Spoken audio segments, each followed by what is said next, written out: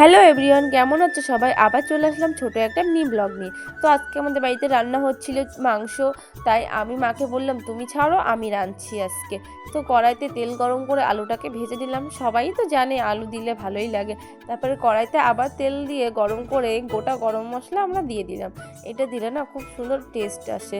তো যাই হোক, তারপরে আমরা পেঁয়াজ কুচিটাকে দিয়ে দিলাম, দিয়ে ওটাকে ভালো করে ভেজে নিলাম। তারপরে সেম প্রসেসে আমরা আবার টমেটোটাকে ওইভাবে গলিয়ে নেব। তারপরে আমরা ম্যারিনেট করে রাখা মাংসটাকে দিয়ে দিলাম। তোমরা তো সবাই জানো মাংসতে কি মশলা লাগে।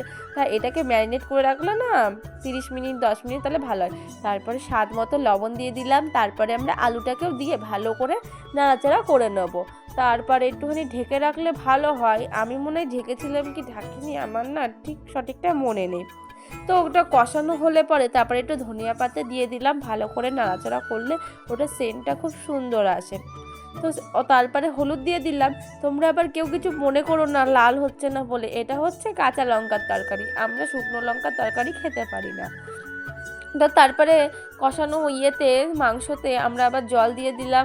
তারপর নাড়াচাড়া করে তারপর গরম জল দিয়ে দিলাম। তারপরে ফুটন্ত জলে গরম মশলা গুঁড়ো দিয়ে লাবিয়ে নিলাম, রেডি।